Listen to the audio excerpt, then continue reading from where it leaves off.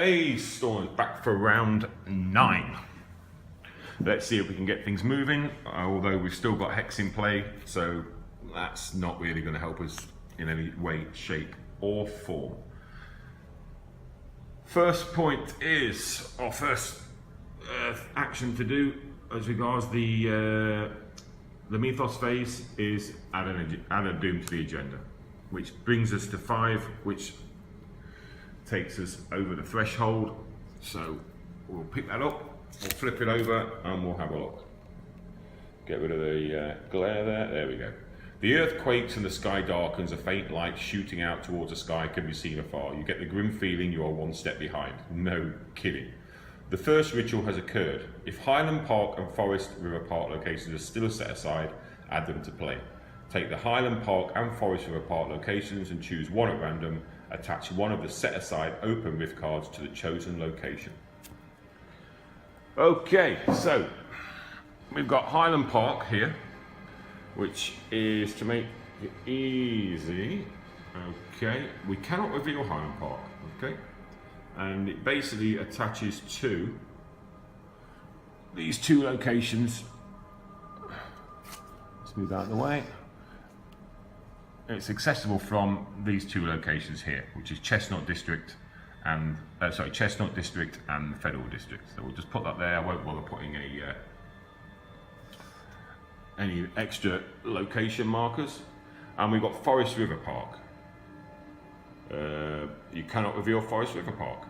And that actually attaches to. What does that attach to?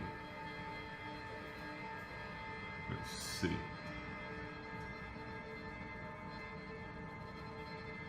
Okay, we'll put this here. Let's do some moving around. So we'll put that one here, and that actually attaches to the Federal District, which is here, and also to the Charter District. So the map is not great. Probably should put this back here somewhere. So that will be accessible from the Federal District, which is over here, and from the Charter District, which is over here. Okay, and we have to now take one of these rift cards. Let's get that. Open Rift Ritual. This location gains the Ritual Point trait. At the beginning of each investigator's turn, that investigator chooses one. Place a Doom token on this location, or remove up to 3 Doom tokens from this location and draw the top card from a set-aside atrocity deck. Okay, that's not good. So, we'll put this on Highland Park. Okay. So, that's basically that agenda, and we're on to Agenda 3. Let's get this in focus. Agenda 3A, the boundaries blur. The Wiccan have made their move and the ritual has begun. From the rumbling in the ground, you can tell something has been conjured and is knocking on the world's door trying to get in. Will you be able to put a stop to it before it's too late? Unlikely, to be honest. And it's got a doom threshold of 6. So we'll place that there. So we've already added our doom. We haven't drawn an encounter card, so we will do so now. Troublesome Find. This is a curse. Brilliant. Revelation. If the Eve of Pole is out of play, put it into play in your threat area. Otherwise, gain control of the Eve of Pole. Okay, the Eve of Pole is in the set aside cards here. And there it is. Let's see what this is. Not the Eve, the Eye of Pole. Object of Obsession, it's an asset. Revelation. Put this card into play in your threat area. It cannot leave play while it has less than 3 resources on it. You get +1 to your skill value for the first skill test each turn. When you fail a skill test, take 1 horror and add 1 resource on the Eye of Pole.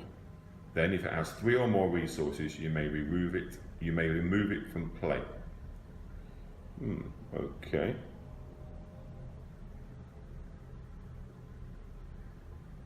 So how does that work? So according to the, let's have a look at this. So according to this, if the Eye of Pode is out of play, put it into play in your threat area. Otherwise, gain control of the Eye of Pode. Well, so I put it into my... Okay, well, I'm still actually really none the wiser. I don't know if it's just really badly worded or whether I'm just completely daft and don't understand simple instructions, but for me, the revelation puts it into play in our threat area. It can't leave play while it has less than 3 resources on it. But additionally, it's also got the sort of the pendant necklace icon, so it's as if it's attached to the accessory. So we'll just leave it. We'll leave it in the threat area. I've moved the judge's notebook into the threat area as well, even though it's still got the hand icon, but I'm guessing it just uses a hand slot, but is in our threat area. I really don't understand. I would love for the author to get back to me on this and explain if I'm doing anything wrong, because I am somewhat confused. So basically, from what I can understand, we get a +1 to a skill value for the first skill test each turn, but if we fail, we take a horror and we put 1 resource on here. Let's just see how we go. Confused is not the word. So we've done that. We've taken the encounter card, so now we come to the investigator phase. Now, because of the open rift, as we remember, let's see if I can focus. At the beginning of each investigator's turn, that investigator chooses 1. Place a doom on this location, remove up to 3 doom tokens, and draw the top card. Well, there's no doom tokens on it, so we will place 1 doom token on there. And we continue with our turn. So our turn is going to be, we can't use anything according to the hex, which is, if you remember from last time, the printed text box of each asset you control that requires at least 1 hand slot as if it were blank. So we still can't use the judge's secret notebook. So what we will do is we'll make our first action to heal damage. So that'll take us down to, crying out loud, to 1. Okay, so at 1 and 1. So okay, that's some good news.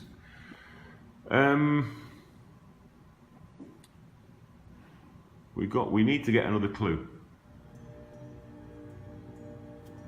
So where can we get a clue from? We can go to Salem East Church and get the monument, but remember that the Salem East Church has got the historically inaccurate card attached to it, which means he gets a +1 on the shroud, and that would make it a 3. Where else can we go from here? Where have we not been? We've been to the City Hall.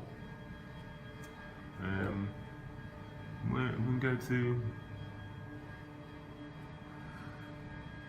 So we could go up to Chestnut District and see what's there, and then head down towards the Federal District and come down towards the lighthouse. It's possible.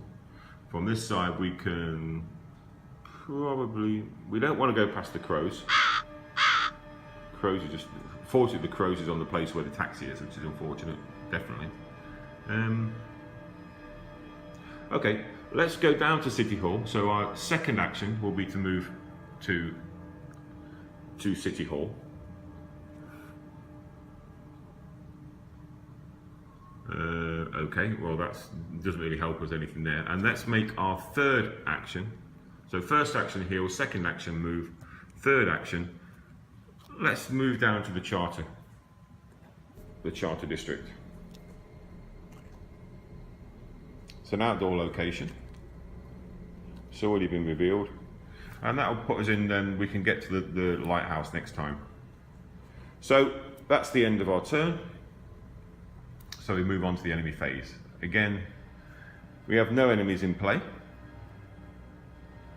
We haven't done anything that makes us use the Eye of Pode.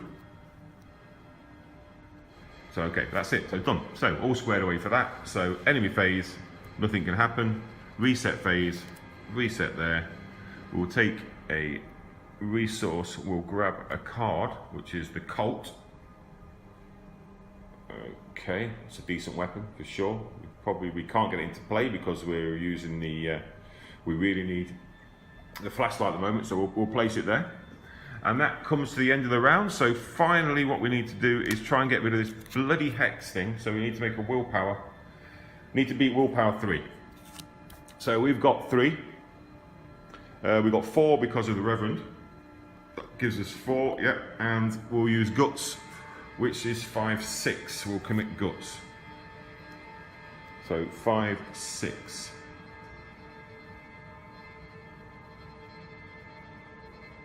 Anything else we can add to that? No. Okay, so 6. Oh, you know what we could do? Right, we will take 1 damage. Direct damage. So that will give us 8. And we need to get 3. Okay, so 8. We've got to get rid of that. We can't continue. So we've got 8 and we've got a 0. Okay, perfect. 8. So we completed the test, so we do get to draw a card because of the text on guts, and we get first aid, which is going to come in fairly handy. Excellent. We'll put that up there. We'll get rid of hex, discarded, and that is the end of that round. Perfect. So, okay, a little bit better-ish. And let's see if we can't get some more clues and get the act moved along. So thanks for watching, like and subscribe, and I'll catch you on the next round.